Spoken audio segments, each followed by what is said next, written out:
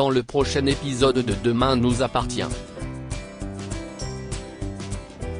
Tout accable Tristan et Roxane n'est pas enceinte. Tandis que Victoire tente de rendre jaloux Samuel. Jeudi 19 mai dans Demain nous appartient. Tout accable Tristan et une salle d'interrogatoire, Martin interroge Tristan à propos des pétales de rose retrouvés dans sa veste et sa relation avec Gaëlle Richet, la fleuriste assassinée. Martin émet alors l'hypothèse suivante: quand sa relation avec Gaëlle s'est mal terminée, il a décidé de la tuer. Les messages d'Arnaud Le Sieur l'accablent également. Tristan continue d'affirmer son innocence quand Georges entre dans la salle. Il amène des preuves supplémentaires au commandant des flacons de digitaline retrouvés dans la voiture de Tristan. En parallèle, Anna et Chloé sont avec Bart qui ne comprend pas l'arrestation de son ami. Sa mère lui annonce que la police a décidé de prolonger la garde à vue de Tristan. Pour Bart et Chloé, il est impossible que celui-ci soit l'auteur des meurtres. Au Spoon, Audrey prépare le restaurant pour son ouverture. Lorsqu'elle s'apprête à retirer le livre de condoléances, Bart lui demande de le laisser à sa place pour les habitués. Il souhaite venir travailler. Pour lui, le Spoon était son bébé avec Louise, il se doit d'être là. Lorsqu'Audrey lui fait remarquer qu'ils sont bientôt à court de café, Bart lui répond spontanément que c'est Louise qui s'en occupe avant de se reprendre et de dire qu'elle s'en occupait. Au commissariat, Martin et Georges interrogent Vanessa. Ils reviennent sur le choix de Louise et Bart, mais aussi sur sa relation conflictuelle avec Tristan. La cuisinière explique qu'il manque de sérieux et qu'il se laisse déborder par ses émotions. Pour elle, il est toutefois incapable de tuer et ne l'imagine pas violent. Ensuite, il lui demande si Tristan s'est bien occupé de servir le champagne aux invités pendant le mariage. Au début, Vanessa doute, mais elle se souvient qu'il a dû le faire à cause de l'incompétence d'Arnaud, ce qui pour elle n'est pas forcément une preuve contre lui. Mais elle se souvient aussi qu'il a étrangement insisté pour qu'ils trinquent ensemble et qu'elle prenne aussi une coupe de champagne alors qu'elle était en service.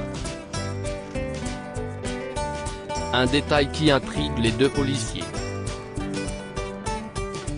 Sébastien Perrault sort de son cabinet quand un journaliste s'empresse de lui poser des questions sur l'enquête en cours.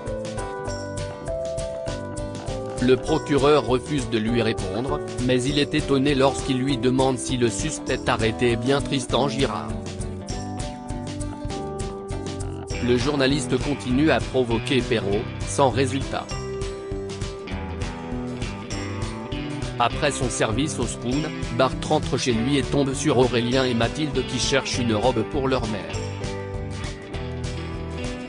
Rapidement, ils s'accordent sur une robe verte que Bart lui avait offerte au début de leur relation. Mathilde en profite pour annoncer à son beau-père qu'elle va partir s'installer en Grèce avec son frère et son père. Bart la soutient et leur indique que sa porte leur sera toujours ouverte. De nouveaux éléments incriminent Tristan.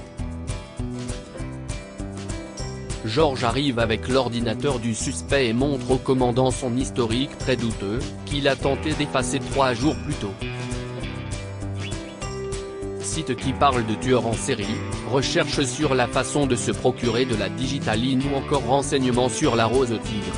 Quand Nordine lui demande si quelqu'un d'autre aurait pu avoir fait ces recherches, Georges affirme que c'est peu probable, surtout qu'elles ont été faites à son domicile. L'étau se resserre sur Tristan, ce qui attriste Martin. Perrault entre dans la salle d'interrogatoire et met Tristan face à son historique. Le procureur tente de le faire avouer, mais celui-ci a encore une fois de bonnes excuses pour tous ces éléments. Il continue de clamer son innocence, et Perrault ne le supporte plus. Il le provoque en lui disant que c'est un psychopathe de la pire espèce, pire que son frère. En entendant cette phrase, Tristan se lève et attrape le procureur qu'il plaque contre un mur. Martin les sépare. Roxane n'est pas enceinte chez elle, Roxane tient un test de grossesse, elle veut savoir si la FIV va fonctionner. La jeune femme est confiante, elle n'a toujours pas eu ses règles et elle a mal à la poitrine. Sarah y croit aussi. Elle part faire le test. Malheureusement, son résultat est négatif. Plus tard, Roxane revient de la pharmacie avec 2 autres tests de grossesse, pensant que le premier était peut-être défectueux. Sarah pense le contraire, de toute évidence, elle n'est pas enceinte. Sa compagne refuse de se laisser abattre et arrive à la convaincre de les faire. À l'hôpital, Sarah et Roxane attendent les résultats d'une prise de sang. Samuel les retrouve avec le compte-rendu qu'il découvre en même temps qu'elle. Malheureusement, la prise de sang n'est pas concluante et Samuel leur certifie que le résultat ne va pas changer. Il tente de les rassurer, leur chance sera plus grande lors de la deuxième tentative dans 4 à 6 mois. Elles devront être patientes. Peu de temps après, elles discutent de l'attente avant le prochain essai. Sur sa tablette, Roxane lit un article médical qui explique que de nombreuses femmes tombent enceintes naturellement après l'échec d'une FIV. Sarah lui rappelle que pour elle, la manière naturelle n'est pas possible. Mais Roxane a une idée, pourquoi n'essaierait-elle pas de faire une insémination artisanale lorsqu'elle sera en pleine ovulation? Même si cette idée est tentante, sa copine lui indique qu'elles ne peuvent pas demander à n'importe quelle personne d'être leur donneur et qu'il pourrait y avoir des complications. Pour Roxane, cela se discute et il leur suffira d'être clair dès le début. Convaincue, elles commencent leur recherche. Victoire veut rendre jalouse Samuel à l'extérieur de l'hôpital, Nour se confie à Victoire à propos du repas de la veille avec Cédric et ses enfants. Au loin, elle aperçoit Nicolas, un nouvel infirmier, et s'empresse de le saluer. À son départ, Nour fait remarquer à sa copine qu'il est très beau, mais Victoire n'y a pas vraiment prêté attention. L'infirmière met toutefois sa collègue en garde au sujet de Samuel qui pourrait être jaloux s'il les voit discuter ensemble. Malgré cette mise en garde, Nour indique à la médecin que se rapprocher de l'infirmier pourrait mettre du piment dans son couple avec Samuel, mais pour Victoire cela n'est vraiment pas nécessaire. Toutefois, Victoire commence à discuter avec Nicolas. Elle lui explique le fonctionnement de l'hôpital. L'infirmier lui fait remarquer qu'elle a du chocolat sur le visage et finit par lui retirer. Tout d'un coup, Samuel arrive et les salue. Victoire fait les présentations et le médecin lui souhaite la bienvenue.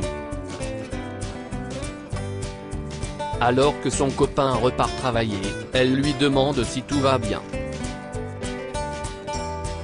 Il lui affirme que tout va pour le mieux, ce qui l'agace fortement. En salle de garde, Victoire boit un café et parle de nouveau avec Nicolas. Quand elle aperçoit Samuel sur le point d'entrer dans la salle, elle s'assoit très proche de l'infirmier, ce qui n'échappe pas à son partenaire. Alors qu'il s'apprête à repartir, Victoire lui souhaite une bonne soirée et l'appelle mon amour devant Nicolas, qui comprend qu'ils sont en couple. Pensant avoir réussi son coup, Victoire part également. Dans les couloirs, Samuel tombe sur Nicolas. Il lui demande ce qu'il faisait avec sa copine en salle de garde. En entrant dans l'ascenseur, le médecin devient très cru avec l'infirmier et lui demande s'il souhaite coucher avec sa copine. La tension est pesante, Samuel met tout en œuvre pour piéger Nicolas, qui insiste sur le fait que Victoire n'est pas son genre. Samuel lui rétorque que Victoire ne sera jamais intéressée par un pauvre type comme lui. Il sort de l'ascenseur avec l'air satisfait. N'aurait étonné que Samuel ait cru à un rapprochement entre Victoire et Nicolas. Alors que la jeune infirmière est celle qui lui avait soufflé l'idée, elle ne comprend pas pourquoi Victoire essaie de rendre jalouse Samuel. La médecin lui avoue le faire pour qu'il lui montre plus d'affection, et elle a d'ailleurs rapidement mis les choses au clair avec Nicolas. Pour elle, cette histoire n'ira pas plus loin. Quand les deux amis se séparent, Samuel sort de sa cachette. Ayant entendu toute la conversation, il sourit.